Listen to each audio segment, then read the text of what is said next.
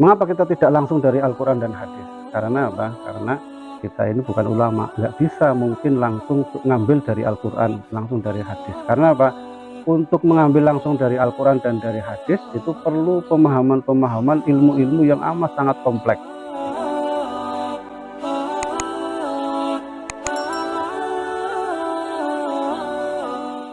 Pada seluruh Mufa'an Fidin, Astagfirullah wa astagfirullah. Alhamdulillah pada kesempatan pagi hari ini kita bisa menunaikan membaca Al-Quran seperti biasa. Semoga Allah Subhanahu wa Ta'ala memberikan keistiqomahan pada kita sehingga kita bisa melazimi untuk tetap membaca Al-Quran setiap harinya. Pada kesempatan pagi hari ini ingin membahas sebuah kitab ya, yang sangat terkenal di kalangan orang atau di kalangan pesantren salafiyah ya, yaitu kitab Fathul Qorib ya, atau yang disebut dengan kitab Matan Abu Suja ya. Mengapa kita belajar fikih ya, karena fikih itu termasuk perkara yang usul ya, perkara yang amat sangat penting. Karena apa? Karena kalau kita beribadah tapi tanpa diilmui, maka tentu ibadah kita ini adalah ibadah yang kurang atau bahkan nanti akan bisa tertolak ya. Sebagai penunjang atau menggugah hati kita tentang pentingnya belajar fikih adalah ada sebuah kasus nanti ya, silahkan untuk bisa dijawab atau bisa diselesaikan. Misal antum sholat ya di berjamaah, berarti kan di belakang imam ya kan. Nah, imam itu karena imamnya baru menghafal beberapa suratan, sangat semangat untuk menghafal, maka sampai kadang terlupa gitu ya. Ayat pertama, rakaat pertama selesai gitu ya. Mumtaz, Al-Fatihah selesai gitu ya. Sabihis. Ayat kedua langsung ini. Tadi itu saya sudah ayat pertama sabihis. Berarti ayat yang kedua ini hal ataka. Begitu Allahu Akbar ya. Bismillahirrahmanirrahim. Hal ataka hadisul ghasiyah. Nah, kira-kira salah apa benar sholatnya ini? Hah? Salah nggak Pak Imam? Salah membaca Fatihah. Nah, harusnya makmum sebagai makmum harusnya gimana? Caranya? Ya. Subhanallah, Subhanallah, subhanallah gitu ya. Nah, sang imam ini nggak paham. Ini saya salah apa? Gitu. Perasaan ayat pertama benar. Hal ataka, diulangi lagi. Bismillahirrahmanirrahim. Hal ataka hadisul ghasiyah. Subhanallah. Hal ataka hadisul ghasiyah. Subhanallah gitu. Hal ataka. Waalaikumsalam. Moga Pak. Ya, sekedap gitu. Ya, penting kira-kira ini gimana ini solusinya ini? Kalau dibiarin aja sholatnya nggak sah karena nggak baca Al-Fatihah gitu ya. Terus kalau cuman subhanallah subhanallah nggak paham imamnya ini, terus saja kayak gitu. Nah, ini kira-kira solusinya bagaimana ini? Kalau kita belajar fikih kayak gitu, nanti akan ada solusinya gitu ya. Karena nanti suatu saat akan belajar seperti itu juga gitu. Nah, terus ini ada tamu dari saya persingkat gitu ya. Terus juga ibadah itu nanti akan diterima minimal banget itu ada dua syarat, terutama ikhlas.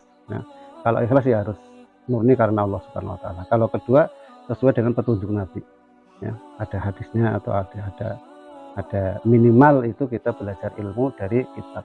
Ya. Mengapa kita tidak langsung dari Al-Quran dan hadis? Karena apa? Karena kita ini bukan ulama, nggak bisa mungkin langsung ngambil dari Al-Quran, langsung dari hadis. Karena apa? untuk mengambil langsung dari Al-Quran dan dari hadis itu perlu pemahaman-pemahaman ilmu-ilmu yang amat sangat kompleks gitu ya. Maka minimal sekali kita belajar kitab gitu ya. Nah, maka kita akan belajar kitab namanya Fathul Qorib gitu ya. Karena pentingnya tadi gitu ya. Karena apa? Karena kadang kita ibadah itu tanpa diikuti dengan ilmu yang benar gitu ya. Ilmu yang benar. Sebagai contoh gitu ya. Sebagai contoh, sholat ya. Sholat itu gerakan pertama gimana? Hah? Sholat itu gerakan pertama takbiratul ihram dengan mengangkat tangan gitu ya. Mengangkat tangan itu baik hadis maupun penjelasan kitab itu hanya ada dua versi gitu ya. Mengangkat tangan itu telapak kanan ini ikut menghadap kiblat gitu ya. Terus setinggi apa? Setinggi kalau tidak telinga berarti setinggi pundak. Hanya ada dua pilihan gitu ya. Allahu Akbar. Ini setinggi sini nih, setinggi ini gitu ya. Ini diatur di kitab begitu ya, atau di hadis juga ada. Yang pertama, yang kedua itu setinggi pundak gitu ya, berarti sini gitu ya. Nah, nanti paling perbedaannya yang disebut tangan itu apa? Yang disebut tangan itu dari sini ke sini gitu ya, atau ini bukan tangan, berarti ini epek-epek gitu ya gitu. Nah, berarti nanti ada yang seperti ini gitu ya, ini sejajar dengan telinga, atau ada yang setinggi ini, ininya setinggi sini kayak gitu ya. Paling perbedaannya hanya segitu. Nah, tapi kadang kita lihat sholat itu ya, orang sholat itu